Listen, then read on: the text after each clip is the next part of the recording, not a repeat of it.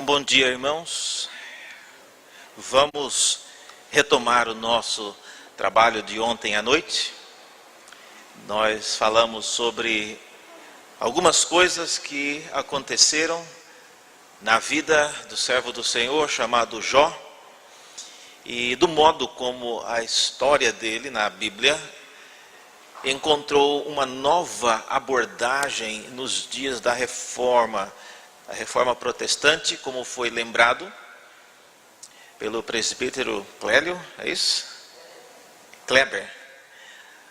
Uma das coisas que a Reforma ela garantiu foi que a interpretação da Bíblia não precisava mais receber uma verificação e uma confirmação da tradição na Igreja Católica. Aquilo que um estudioso, digamos, Lutero, encontrasse nas Escrituras, não precisava passar pelo crivo da doutrina e das tradições da Igreja Católica para que fosse anunciado como verdade de Deus. Então, isso, para nós, é uma coisa pacífica, mas nos seus dias era algo extremamente difícil. Haja vista a situação que ele mesmo mencionou. A verdade teve que ser literalmente pregada na porta da universidade, porque não podia ser pregada nos púlpitos. Então, nós começamos ontem lendo no capítulo 1 de Jó. Hoje nós vamos ler no capítulo 2 e traçar algumas lições para a nossa meditação nesta manhã. A semelhança do que aconteceu ontem, eu falo devagar mesmo, e se você quiser perguntar alguma coisa, levante a sua mão e pergunte enquanto eu estiver falando mesmo. A hora de perguntar é enquanto a dúvida está fresca, enquanto você tem a dúvida na cabeça. Jó no capítulo 2,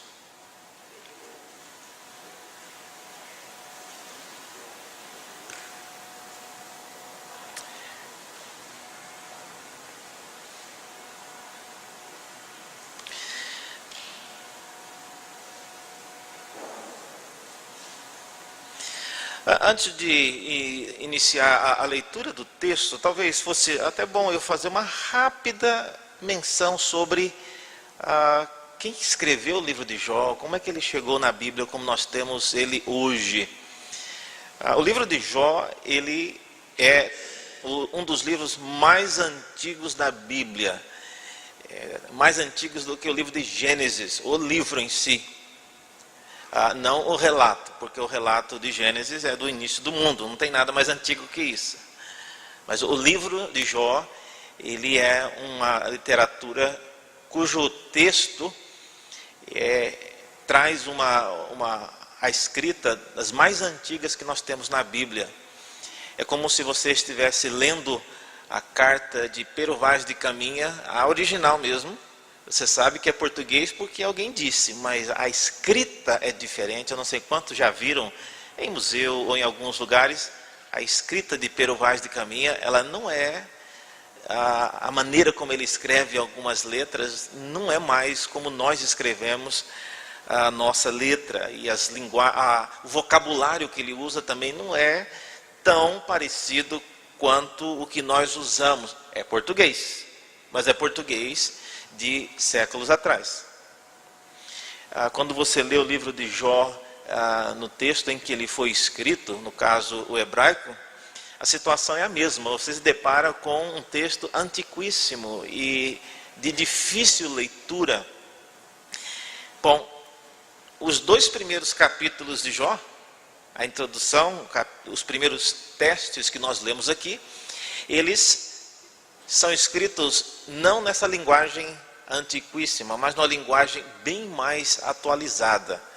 Seria como você comparasse Camões e na introdução do livro de Camões você tivesse uma introdução escrita por Hernandes Dias Lopes.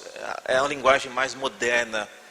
São duas coisas diferentes, você consegue ver imediatamente a diferença. Então, por causa disso, alguns estudiosos e reformadores já perceberam que o livro de Jó, ele, por muito tempo, ele circulou sem a introdução.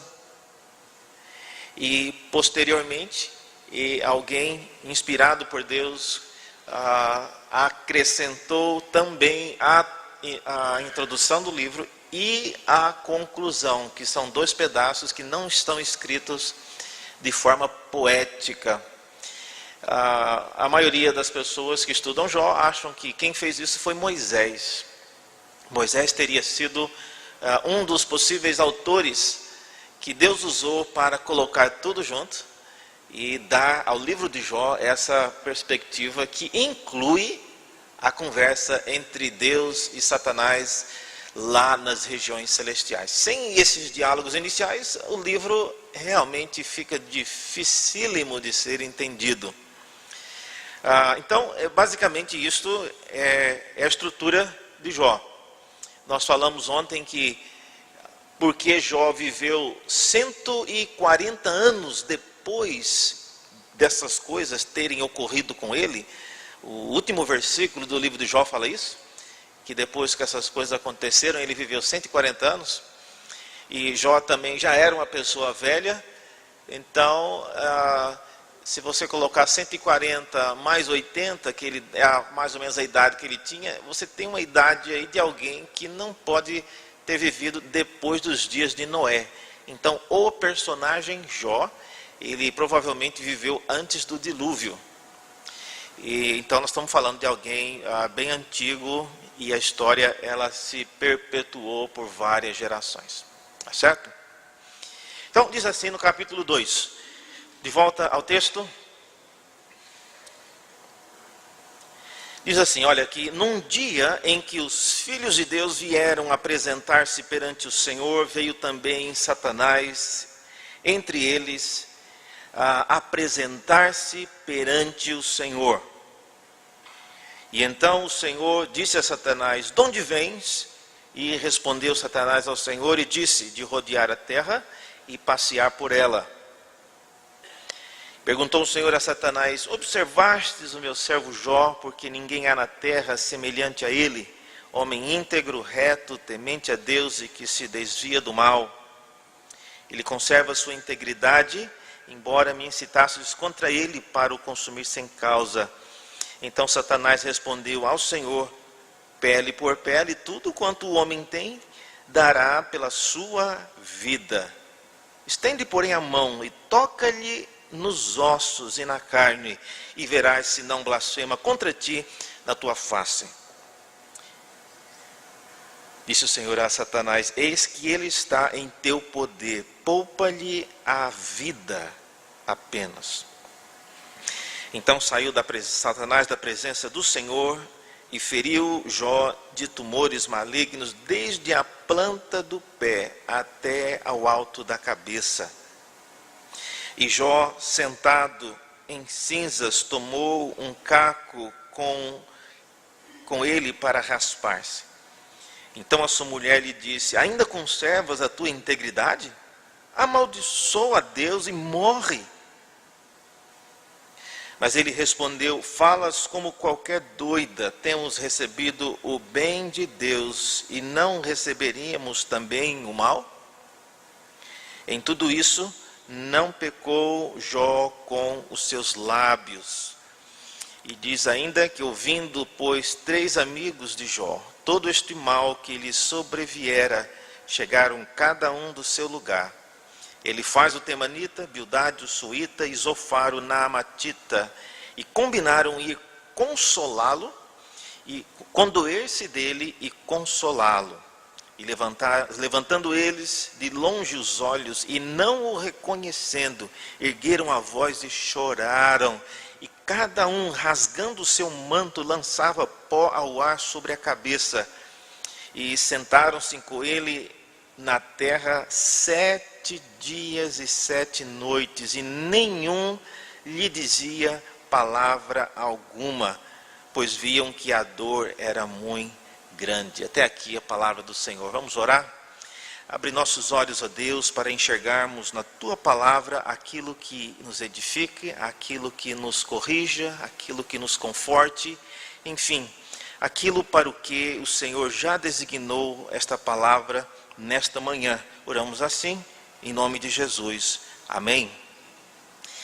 Muito bem, ontem nós vimos que a história de Jó, ela tinha um cenário construído com vários aspectos. Nós vimos então que a história de Jó, ela aparentemente foi construída para descrever um perfil.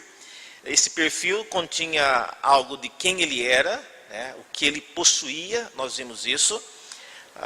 Fala também sobre a rotina de Jó, em relação aos seus filhos, mais especificamente em relação aos aniversários desses filhos.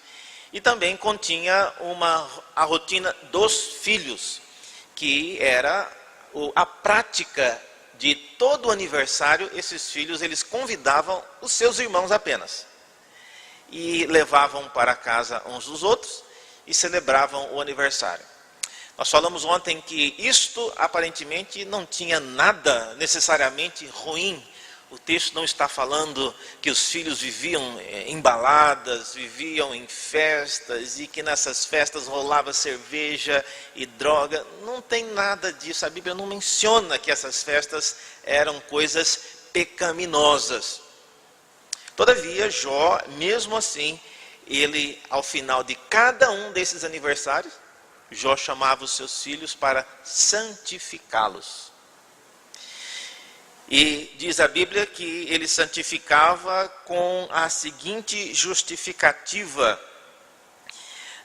Ele dizia que talvez os seus filhos tivessem pecado em seus corações. Então não era algo que eles tinham feito, mas algo que eles poderiam ter feito ou até imaginado. É a ideia de pais, às vezes, extremamente cuidadosos e... o filho, não, mas eu não fiz nada, minha mãe, mas você pensou. Mas aí o filho vai lá e não vale, né? Só o que eu pensei, você não sabe o que eu pensei. Mas Jó, ele aparentemente era alguém assim, extremamente cuidadoso. E ele, imagina a cena, irmãos, depois de uma festa, terminando, os amigos foram embora, começa a guardar as comidas que sobraram e aí tem uma reunião de oração, depois do aniversário. Todo mundo já cansado, abrindo a boca de sono, e Jó agora vai fazer uma cerimônia para santificar os filhos por seja lá o que eles haviam feito. Então essa era a prática. O livro então fala disso, nessa rotina dos filhos. Bom, no capítulo 2, onde nós lemos, nós não temos mais os filhos. Então ele não vai falar da rotina dos filhos. O que aconteceu com os filhos? Morreram os 10 num acidente. Um acidente gravíssimo, inexplicável. Eles estavam dentro de uma casa e o vento bateu, caíram as paredes, mataram os 10 filhos no mesmo dia. Então, não vamos falar mais de filho agora. Com respeito à rotina de Jó, também não vai ser mencionada, porque não tem os filhos. A rotina dele envolvia os filhos. Então, o capítulo 2 não vai falar sobre esta rotina. Também não vai falar mais sobre o que Jó possuía, porque ele não possui mais nada. Ele perdeu todas as suas posses, tudo aquilo que ele tinha, e pela descrição que é feita, ele tinha várias fazendas em vários lugares, e não em um local só. Mesmo assim, nós lemos ontem que vários povos e várias equipes que Satanás conseguiu aliciar, vieram e deram contra a propriedade de Jó e levaram tudo. Então não tem mais propriedade. Sobrou então apenas a pessoa de Jó. E é isso então que o texto agora vai se ocupar em tentar ver. Então, diante disso, a situação nova agora, ela envolve novamente Deus olhando para a vida de Jó neste encontro com Satanás. E esse envolve então o segundo teste.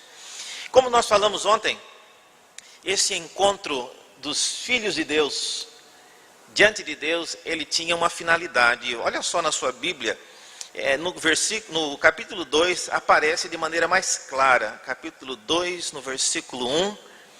Veja que, se você tiver uma caneta e a Bíblia for sua, sublinhe essa palavra apresentar-se. Num dia em que os filhos de Deus vieram apresentar-se. Então, os filhos de Deus vinham com essa finalidade. E diz aí que Satanás vinha no meio deles também com a finalidade de apresentar-se. Então, tanto Satanás quanto os filhos de Deus, que nós vimos ontem, são seres angelicais, eles vinham com esta finalidade. E nós mencionamos ontem que o que seria esta reunião aqui é uma reunião que Deus, ele periodicamente, nos céus, ele convoca os seus filhos, no caso, os seres angelicais, para comparecer perante ele e prestar conta de alguma coisa. Uma das coisas que nós ficamos sabendo era a respeito disso, de Jó. Nós falamos ontem que um rápido comentário de Jesus no Novo Testamento nos fez saber que isso também acontecia nos dias do Novo Testamento, quando Pedro, voltando daquela missão, e ele estava tão contente, tão feliz, celebrando aquilo que havia feito, e Jesus disse: Pedro, você está achando bom, mas eu nem te falo, nem te conto. Satanás estava aqui no meu ouvido, ó, doido, pedindo para se andar com a sua vida. Eu é que não deixei. Então, aparentemente, o que Jesus contou lá no Novo Testamento parece reportar a uma situação semelhante a esta. E isso, irmãos e irmãs, deveria nos fazer perguntar também: será que Deus, ele indaga a meu respeito e a seu respeito nas regiões celestiais? Será que Deus, ele pergunta a Satanás: Satanás, você já olhou para a vida do reverendo Jefferson essa semana? Mas com cuidado, assim, né? Eu estou vendo que você anda meio afastado dele. Trata ele com mais, né? Seja mais dedicado essa semana à vida dele. A gente não precisa disso, irmãos, né? A vida da gente já é muito difícil para Deus ficar pedindo para Satanás dar uma atenção mais personalizada na vida nossa. Se eu fosse Jó e tivesse a condição de ouvir Deus falando isso, perguntando para Satanás se ele já olhou a vida de Jó, eu estaria dizendo para Deus: não, desvia a atenção, não, por favor, eu não preciso desse tipo de atenção. Mas aí está, o texto, ele então vem pela segunda vez. Agora você já tem um Satanás que já foi inicialmente derrotado, ele testou, ele queria provar que Jó era alguém interesseiro, era uma pessoa que fazia o que ele fazia, que temia a Deus como ele temia, a troca por trocar a segurança que ele tinha pelas suas posses. E Deus demonstrou que isso não era verdade. Depois de perder tudo, Jó ainda bendisse ao Senhor. Bom, a situação, pelo menos aparentemente, foi resolvida. Agora chega Satanás novamente na presença do Senhor. Satanás, é interessante, irmãos, que quem chama a atenção para o fato não é Satanás. Satanás não entrou na presença do Senhor já falando do que ocorreu. Ele entrou quieto, sentou lá no último banco, não abriu a boca. E foi Deus que mais uma vez lhe dirigiu a palavra e perguntou, como nós falamos, as perguntas formais: de onde vens? E ele diz: de rodear a terra. Alguém lembra qual é o significado disso que nós falamos ontem? Quem estava aqui ontem? Qual é o significado dessa pergunta? Se alguém, hoje, muitas pessoas falam que isso aqui é uma evidência de que Deus, ele não sabe às vezes por onde Satanás anda. Por que Deus perguntou para Satanás onde ele andava? Isso não é uma pergunta retórica, gente. Alguém lembra? Sim, de rodear a terra. Mas o que significa isso? Será que Deus não sabia, por isso que ele perguntou? Qual que é o motivo dessa pergunta?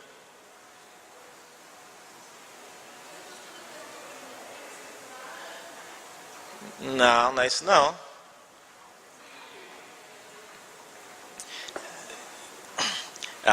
Da mesma maneira que Deus perguntou para a mulher, queres ser curada? A situação não é isso não. Por que Deus perguntou para Satanás onde ele andava? Será que ele, naquela semana Satanás fugiu do radar de Deus e Deus olhou, não achou, e então ele precisava reportar por onde ele andou? Sei que tem muito militar aqui, às vezes, eu tenho também parente reformado, né, no sentido não de reforma, mas é militar reformado, e ele conta de casos que você chega no batalhão, você tem que reportar, especialmente, né, se você usou alguma bala da sua arma, né, você chega lá faltando 3 balas, não caiu, não tem como, não cai uma bala, você tem que mostrar e provar que esses tiros foram dados onde, por quê, quando, como. Por que Deus perguntou a Satanás por onde ele andava? Ele já sabia, então se ele já sabia a resposta, que ele perguntou? Para confirmar? Essa pergunta é uma pergunta que nós falamos, é uma pergunta formal. Ela é a apresentação, vamos dizer assim, da jurisdição de Satanás. Naquela ocasião, diz o texto que ele rodeava a terra. Então, ele fazia o percurso completo. Talvez nem todos os seres angelicais andavam e vagavam por toda a terra. Satanás não. Ele era um que tinha a incumbência de fazer o circuito completo. A rota dele, da ronda noturna, não era apenas um bairro, não era apenas uma região. Ele dava a volta inteira na terra, procurando alguém para acusar. E nós falamos que a razão disso é porque Deus, quando ele vai comentar sobre Jó, ele diz que não havia ninguém na face da terra semelhante a Jó. Então, para que isso pudesse ser avaliado por Satanás, ele tinha que ter dado a volta na terra e saber que realmente não tinha mesmo. Então, era uma pergunta formal, solicitando, quase que de maneira irônica: Satanás, qual é mesmo a sua rota de ronda? Você anda em qual setor aqui de Brasília? E ele, eu dou a volta em toda a região. Pois então, o Senhor observou o meu servo Jó? Então, a pergunta de Deus, ela volta ao mesmo ponto. Se ele observou ao seu servo Jó, e mais do que isso, se ele observou que não há ninguém na terra semelhante a ele, ele pergunta isso de novo. Homem íntegro, reto, temente a Deus e que se desvia do mal. E aí, inicia talvez um dos versículos mais difíceis do livro de Jó. E vocês que são crentes deveriam se preocupar com isso, caso alguém que não seja crente pergunte, mas esse versículo 3, no final aí dele é bastante difícil. Olha só o que Deus diz. Deus está dizendo para Satanás, olha, ele, no caso Jó, conserva a sua integridade, embora tu, no caso Satanás, né, me incitasses contra ele. Aí a pergunta que talvez ninguém deva fazer para você, mas ela está aqui, é possível Satanás incitar a Deus? Ai, velho, eu creio que não, de jeito nenhum. O que é que Deus então está falando com isso? Se ele está dizendo que, embora tu me incitasses contra ele. E além disso, olha só o final do versículo, é dito que eu fiz isso, tu me incitasses contra ele para o consumir sem causa. Além de incitar Deus contra Satanás, ele o fez sem motivo, não tinha razão para isso. Irmãos, isto aqui é extremamente delicado e importante, porque mostra de uma maneira sem qualquer dúvida que Deus, Ele é soberano e Ele pode, em algumas vezes, se ver no direito de nos testar, de usar as nossas vidas para tornar um monumento, um gesto de edificação, de instrução para outras pessoas, para outras gerações, mesmo que em nós mesmos não haja um motivo. Então, não é a melhor estratégia você procurar encontrar motivos na pessoa para aquilo que está acontecendo com ela, em alguns casos, porque em Jó o motivo não estava nele. Aqui é dito que não havia causa. Mesmo assim, Jó, ele foi testado. Então, de volta à pergunta, é possível o inimigo incitar Deus contra mim, contra você? Não, não é possível. O que aconteceu aqui foi que é possível Deus, por razões que cabem a Ele, querer ensinar a toda uma geração a respeito do temor do Senhor, a respeito da motivação de alguém para temer a Deus. Ele pode colocar em teste pessoas como Jó. Eu abro um parênteses aqui para dizer o seguinte: existe um Jó na Bíblia, irmãos. Nunca mais em toda a história da Bíblia Deus tratou com alguém como Ele tratou com Jó. Isso significa que o que aconteceu com Jó não é o padrão do modo como Deus trata com seus filhos. Deus é um Deus bondoso, é um Deus que retribui a iniquidade das pessoas com o castigo e trata com bondade aqueles que andam nos caminhos do Senhor. Esta é a maneira correta, é a maneira mais comum de você ver Deus tratando os seus filhos. Então, embora a história de Jó esteja aqui na Bíblia, nós precisamos lembrar que ela não é a regra, ela é uma exceção que precisa ser considerada. Mas aí está, então Satanás ele vem novamente, ele indaga o Senhor, e Deus então pergunta se ele observou a santidade de Jó. E agora, nesta ocasião, Satanás ele tem uma outra perspectiva, né? Então, nesse encontro dos filhos de Deus, a perspectiva de Deus foi colocada. Jó, ele ainda continua reto e íntegro, e ele conserva a sua integridade, apesar dele ter sido castigado sem causa.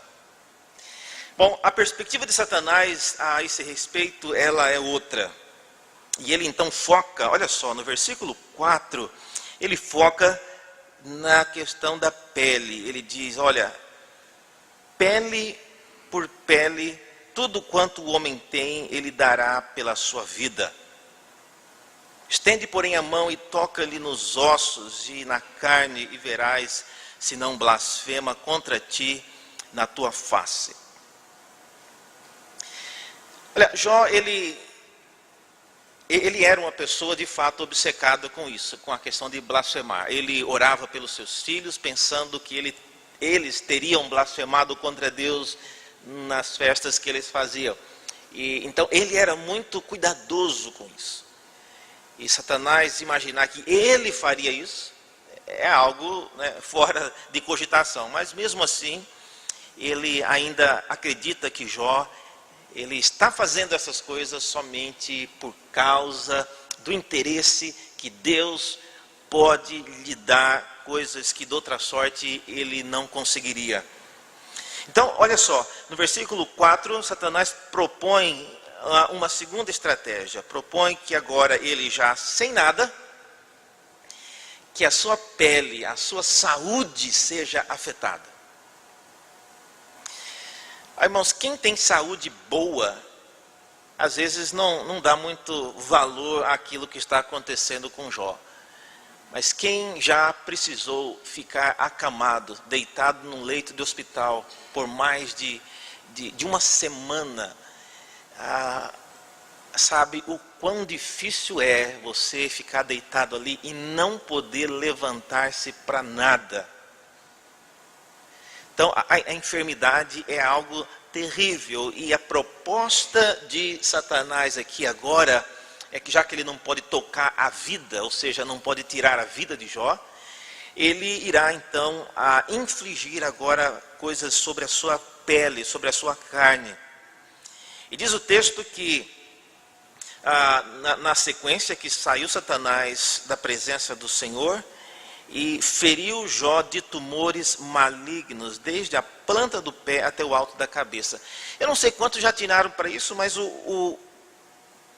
as chagas de Jó não eram a pele escamando por causa de um sol, de alguma coisa, mas eram tumores malignos. Ou seja, a situação de Jó era um quadro terminal. E eu não sei quantos já tiveram oportunidade de visitar ou de ter um parente num quadro terminal. É uma situação devastadora para a pessoa, para o paciente, para os familiares. Então, o quadro de Jó não apenas lhe coloca numa situação de enfermidade, mas é um quadro que visivelmente, se são tumores malignos e já está espalhado por todo o corpo, qual é a expectativa de vida? Muito pouca. E se na semana passada, imagino, não foi muito tempo depois disso, Jó viu todos os seus filhos de maneira inexplicável morrer naquele acidente, todas as suas posses serem dizimadas e roubadas, seus servos mortos naqueles assaltos pelos sabeus e pelos povos caldeus. E agora também, de maneira inexplicável, ele acorda numa manhã e começa a ver algumas irritações na sua pele, e de repente, antes que ele pudesse procurar alguma investigação, seu corpo é tomado de chagas, e diz o texto que cobria praticamente todo o seu corpo, desde a planta do pé até o alto da cabeça. Eu gosto de olhar em detalhes. Quem já teve, mais uma vez, que ficar acamado, se os tumores estavam na planta do pé, isso significa que ele não podia nem ficar de pé. E se estava na cabeça, também ele não podia deitar com muita facilidade, porque os tumores deviam incomodá-lo. Qualquer posição que ele colocava a cabeça no travesseiro, ou de qualquer jeito, era uma posição incômoda. Então, olha só o nível da situação que ele se encontra. E diz o texto que Jó, ele já estava, assentado nas cinzas desde o primeiro teste. E agora, diz o texto que ele, sentado nas cinzas como ele já estava, ele tomou um caco para com ele raspar-se. Essa é uma estratégia, não é uma maneira, ele não está tentando aqui um método de contornar a dor, tentando raspar as suas feridas para ver se nasce uma pele nova. Não é isso. É pegar um caco, especialmente talvez era de um pote de barro, e raspar-se. Isso é um gesto cerimonial do mundo antigo, que mostra que a pessoa, ela crê que para a sua vida não tem mais nenhuma alternativa. É quase como nos dias de hoje, você tem algumas religiões que fazem uso do alto flagelo, pega algum tipo de lança ou de faca e corta o próprio corpo, com um gesto de aberração, de humilhação e de extrema dor com respeito a algo que aconteceu. Então ele está fazendo isso, e ao fazê-lo, ele está dizendo para todo mundo que a situação dele é terminal. Ele não tem mais nenhuma chance de sobreviver. E já que todos os seus filhos morreram recentemente, ele espera também que irá morrer. Aparentemente, irmãos, A vida de Jó, ela, nesse ponto em diante, começa a ter uma nova direção. Nós não sabemos quanto tempo passou do versículo 8 para o versículo 9. Quanto tempo ele ficou raspando o seu corpo, quanto tempo ele ficou na cinza. Mas o fato é que, depois de um certo tempo, as pessoas, especialmente a sua esposa, ela começou a questionar por que é que Jó ainda não havia morrido. Se o caso dele era terminal, se o caso dele era extremamente grave, o que é que ainda estava faltando para aquilo ser concluído?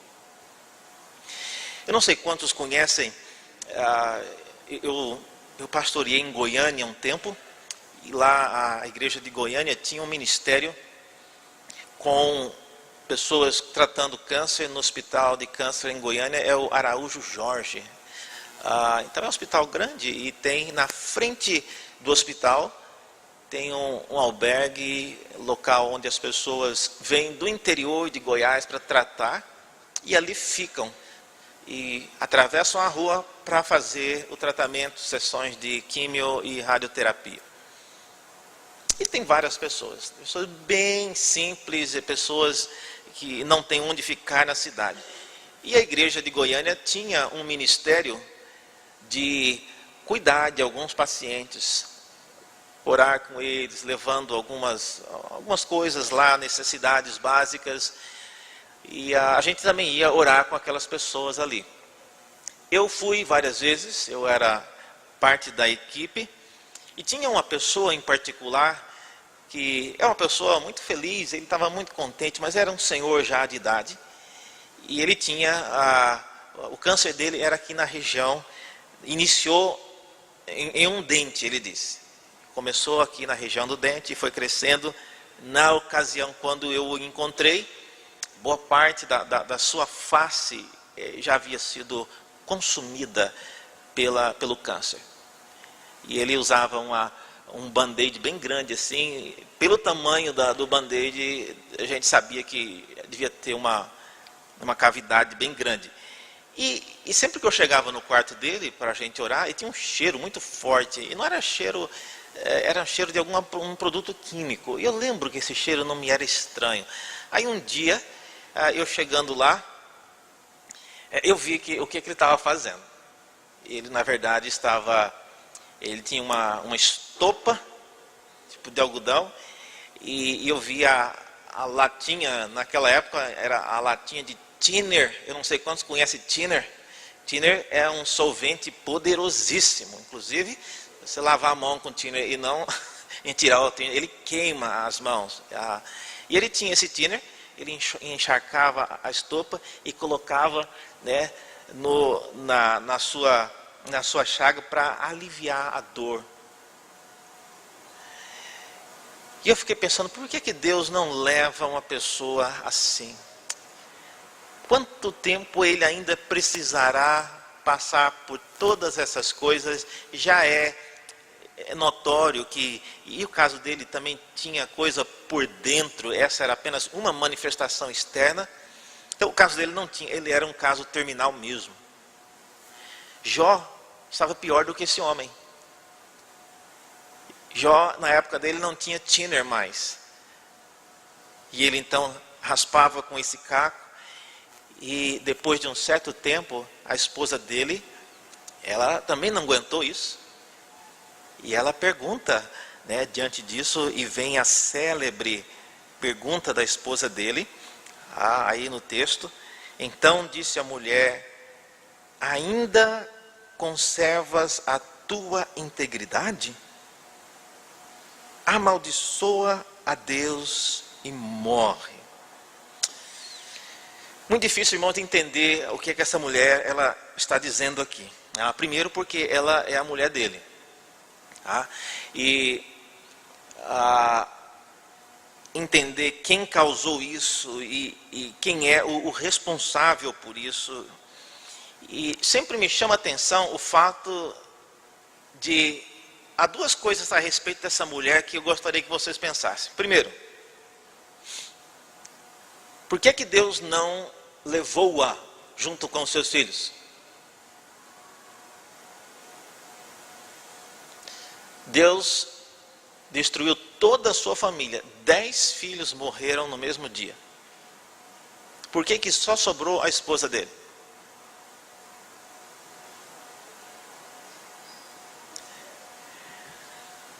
Talvez, se ele quisesse, se Deus quisesse, se Satanás estava querendo realmente causar-lhe aflição, você acha? Algumas pessoas dizem, não, reverendo, é para que a esposa pelo menos pudesse consolá-lo no período, né, da perda. Você acha que Satanás está preocupado com isso? Se foi Satanás que fez, ele não está nem um pouco preocupado quem vai consolar Jó. Por que a esposa de Jó foi poupada? Aliás, é uma coisa que, imagine, se você vê uma catástrofe desse tamanho, e entra alguém e começa a atirar e matar todo mundo num ambiente público, e só uma pessoa sobra, é meio que inexplicável. Por que que essa pessoa não foi morta? Por que que o ladrão, por que que o atirador não quis matar aquela pessoa? Tem alguma razão. Então, o motivo, irmãos, porque eu acredito Satanás não matou, não causou a morte da sua esposa, é porque uma esposa lamentando e sofrendo pela morte de 10 filhos, causaria em Jó ainda uma dor muito maior. Aliás, não precisa ser 10. Uma mãe que perde um filho, isso já causa uma dor irreparável. É uma dor que ninguém tem. É uma situação extremamente difícil. Imagine 10 filhos, todos os filhos. E agora ter ainda que assistir o marido nessa situação. Então, Jó tentando segurar as pontas para não derramar tudo em cima da esposa, a esposa em pedaços, emocionalmente devastada, e ainda tendo que ver o marido naquela situação. Então, pense nisso antes de você julgar essa mulher. Tem muita gente que gosta já rapidamente de falar, está vendo? Não podia esperar menos de uma esposa. Não, calma lá. Essa mulher, ela perdeu 10 filhos, ela não arrancou uma unha só. Ela não, foi algo gravíssimo. Segunda coisa, o que foi que ela disse? O que que ela realmente está propondo aqui? Ela pergunta a Jó, por que que ele conserva a integridade dele?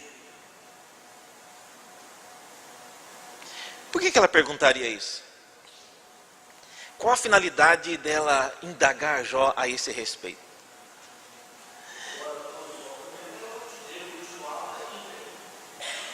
Eu não entendi. Fala de novo.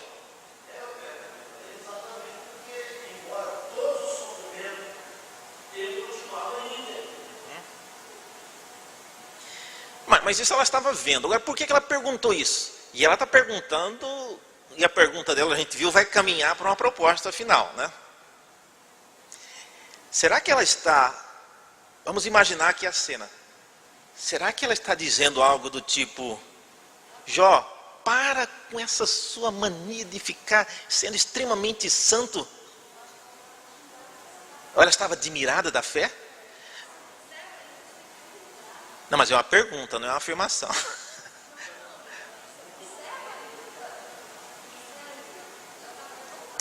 Ela está falando aqui que talvez ela estivesse dizendo, você ainda conserva a integridade, né? Estava revoltada. E revoltada com o quê?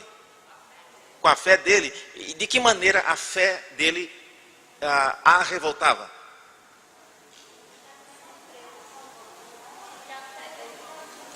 Porque a fé dele não estava adiantando nada. Olha, nós estávamos caminhando para ela.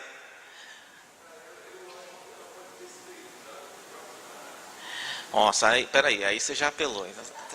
Você vai ter que sair de guarda-costas aqui com as mulheres. Não, eu estou brincando. Mas exatamente, você tirou as palavras da minha boca. Ainda bem que foi você que falou primeiro do que eu. Mas a única pessoa em todo o livro de Jó que faz uma proposta semelhante à que Satanás fez, foi a esposa, que é amaldiçoar a Deus e depois morrer. E alguns dizem, inclusive, que essa proposta dessa mulher, ela foi uma proposta de Satanás. Satanás aproveitou do momento de extrema fragilidade emocional dela, por ter perdido 10 filhos. E Satanás realmente ele é um indivíduo que não tem o maior escrúpulo. Ele faz coisas com pessoas já quebradas emocionalmente, e ainda usa essas pessoas para os seus intentos. E algumas pessoas então dizem, alguns comentaristas dizem que a proposta veio de Satanás, explorando o fato dela estar emocionalmente abalada, e então ele leva a ter essa postura. E o que ela diz basicamente é o seguinte: é uma mistura de coisas boas e coisas ruins o que ela fala. O que ela está dizendo é: Jó, para com isso, chega disso.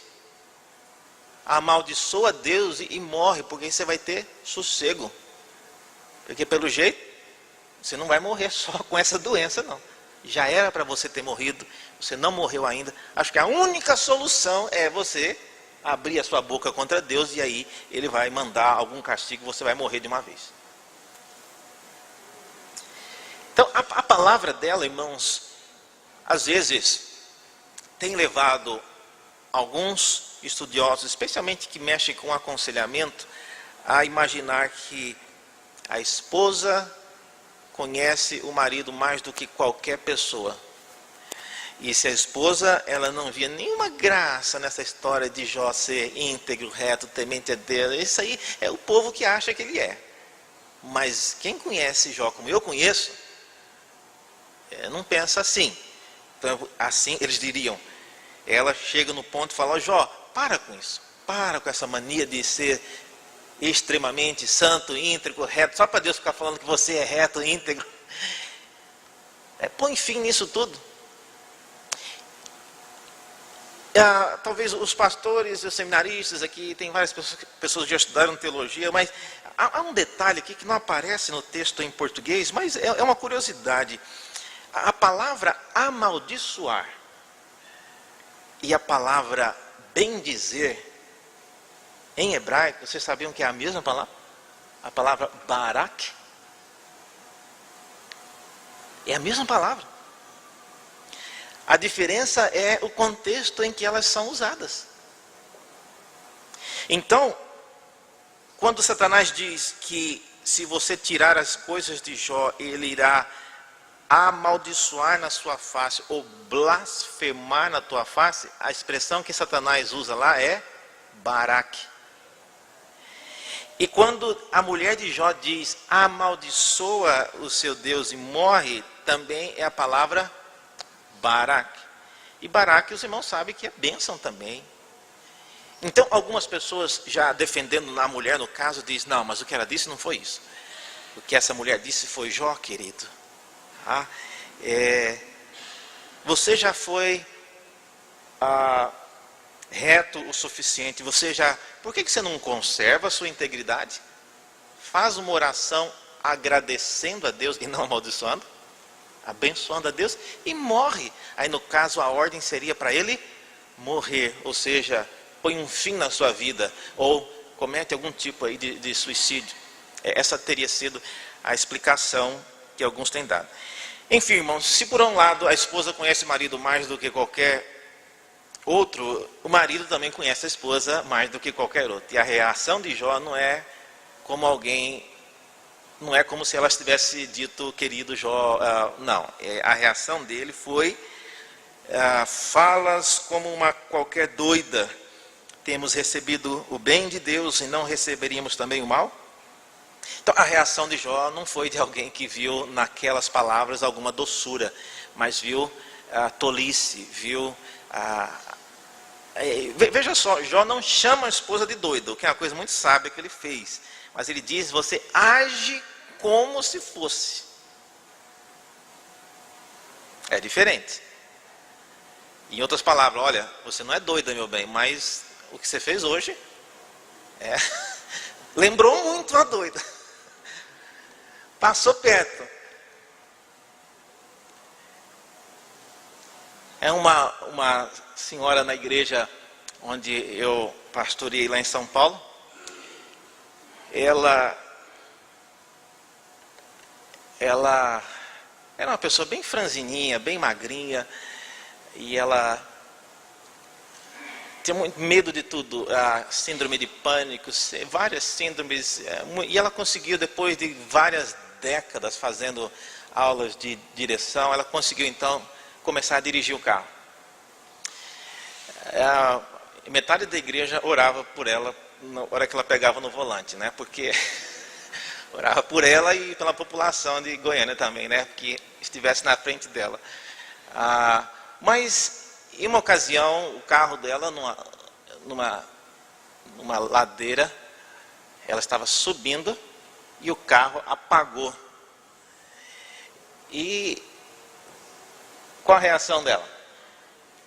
Então, de todas as possíveis, igual às vezes aparece no Fantástico, né, aquelas situações de tragédia, o que você faria?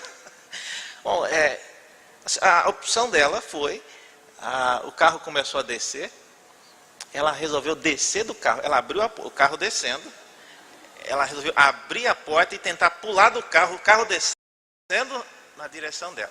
Fazendo uma história longa, curta, ela saiu do carro, o carro passou por cima do quadril dela, ela teve várias fraturas, ela havia acabado de dar à luz a uma criança, tinha uma criança de uns 6 meses de idade, então foi uma complicação enorme, e todo mundo falou, mas minha irmã, se eu só tivesse ficado dentro do carro, não tivesse feito nada, fechado o olho e deixasse o carro capotar, ainda seria mais seguro do que você tentar sair do carro nessas condições. Em outras palavras, a irmã não é doida, mas a senhora agiu como quem fosse. A esposa de Jó, então, ela agiu como alguém, e obviamente, como é o nome dele? Celso. O que o Celso falou é uma postura muito bem provável que Satanás estivesse fazendo uso da esposa para causar ainda mais dor em Jó. O fato é que ele então, veja só, na resposta dele agora, Jó já está um pouquinho menos saudosista e com aquela famosa doxologia, o Senhor Deus deu, o Senhor tirou, bendito seja o nome do Senhor. Aqui ele já não fala mais isso. Ele já está um pouquinho mais com o pé no chão. Ele apenas reconhece que isso vem de Deus e da mesma maneira que Deus tem dado agora momentos difíceis, ele já deu também momentos de bênçãos. Então esta é a reação de Jó. A reação dele então, na primeira parte, a reação imediata é o que a gente viu aqui, no versículo 2:10. Oi.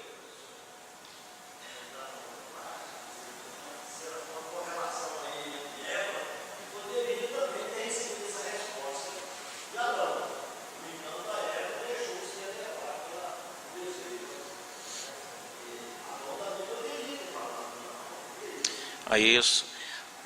E depois você pede para o pastor de vocês aí, tem um professor lá onde o pastor estuda, chama Heber Campos, ele já veio aqui? O pai? Pois é, ele tem um livro e ele fala, e a gente deve lembrar isso, que quando Eva tomou aquele fruto, Adão estava do lado dela.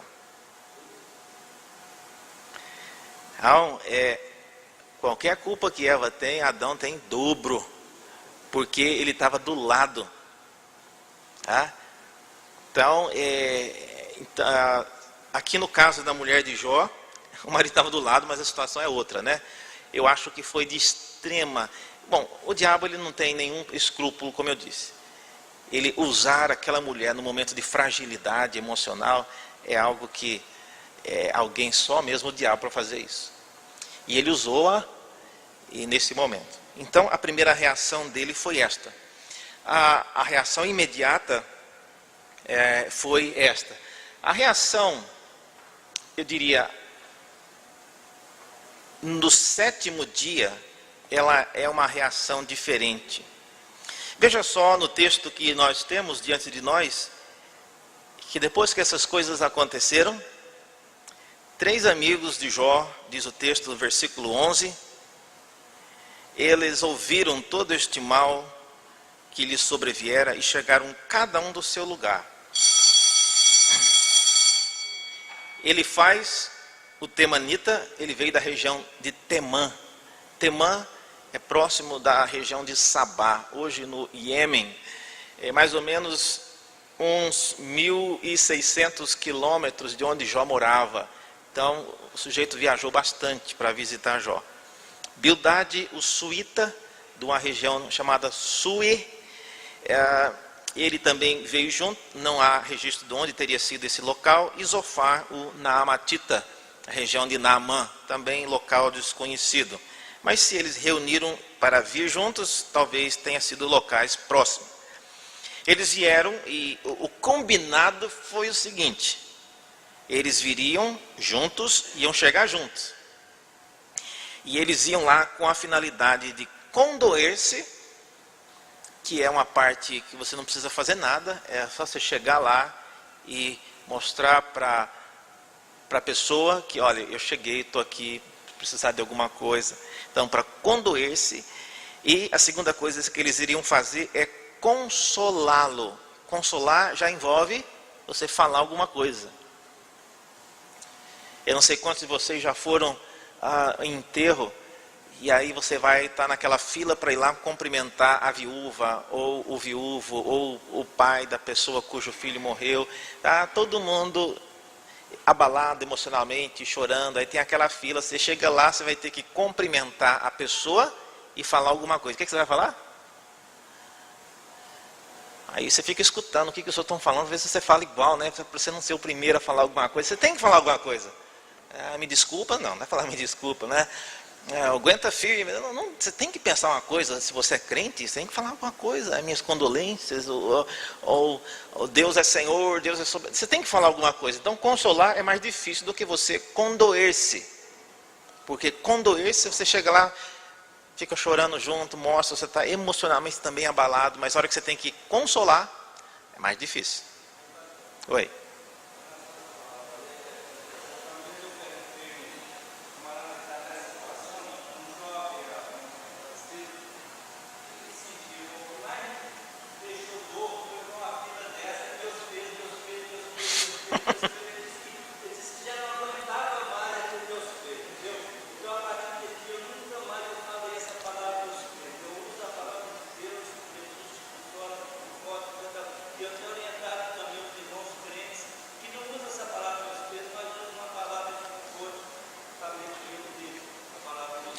Exatamente.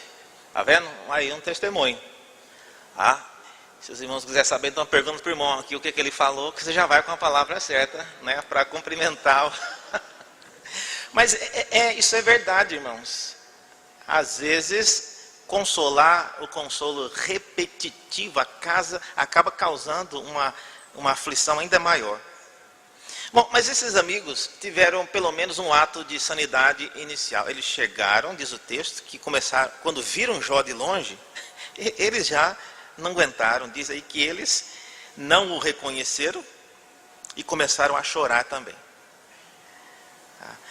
Não é comum no mundo antigo você ver homem chorando. Hoje também não é. Mas quando o homem chora, ou bateram no carro dele, ou arranharam a calota da roda. Mas o homem chora às vezes por razão. O time perdeu, foi rebaixado, ficou mas é brincadeira. Mas esses homens, eles choraram, e pelo jeito é uma situação grave.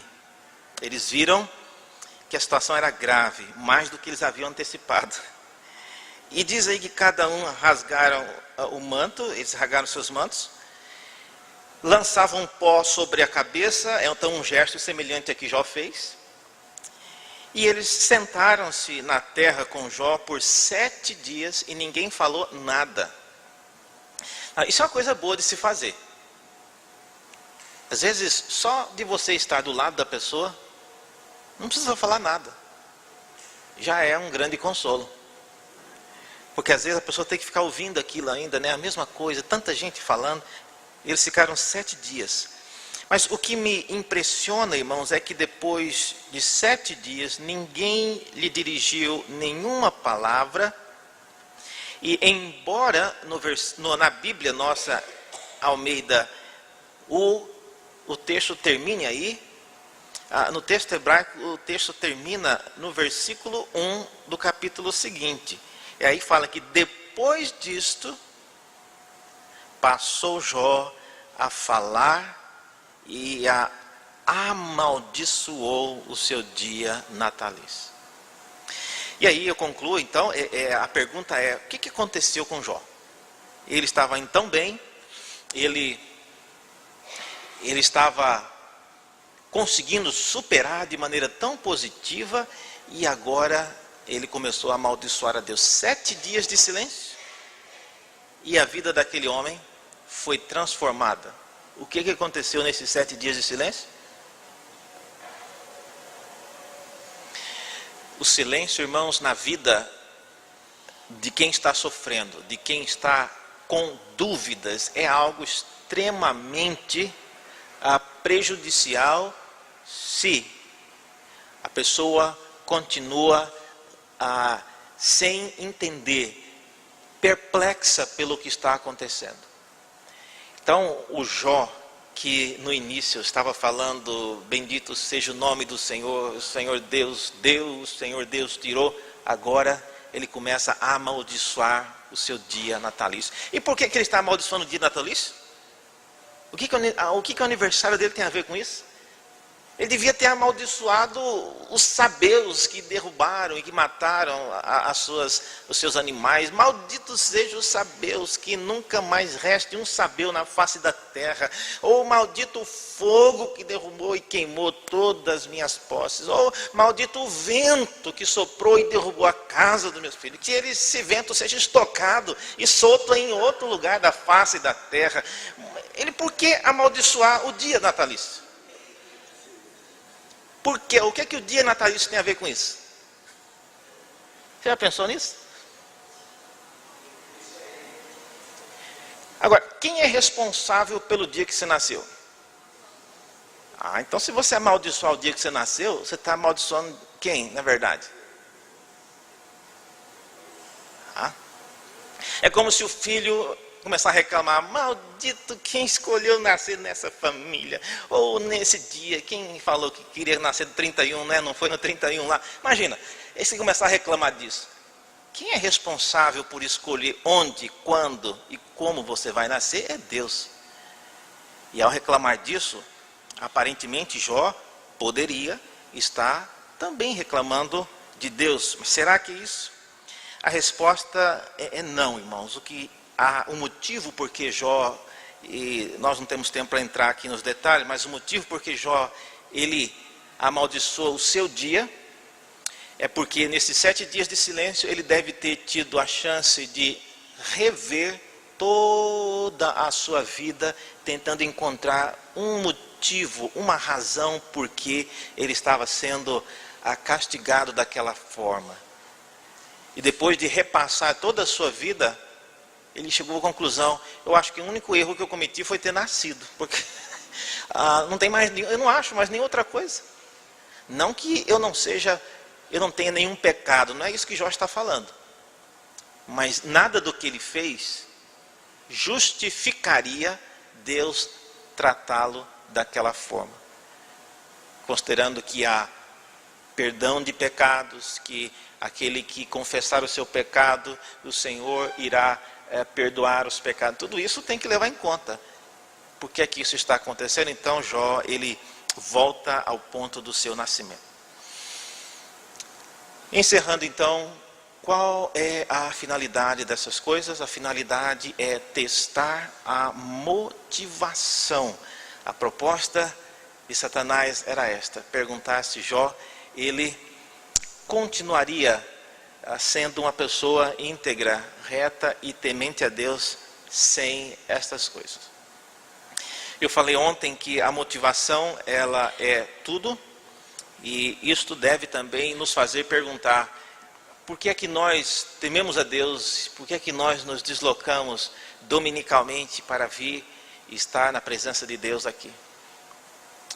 Às vezes a gente faz já porque se você é filho, você vem porque o seu pai e sua mãe quer que você venha e não vai pegar bem você vir. Se você é o marido, você vem porque depois o pastor vai ficar perguntando por que você não veio. Então é melhor você ir, porque se você ter que responder depois, você já não tem uma boa razão para não vir. E se você não vier, você vai ter que se explicar. Então é melhor vir, fica sentado, não estou mesmo interessado muito, mas eu venho. Nós precisamos rever as nossas motivações. Tá certo? E este é o grande ensinamento que Jó ele nos traz. Qual é a nossa motivação? Que o Senhor Deus nos abençoe e nos dê genuína motivação para andar na sua presença. Obrigado.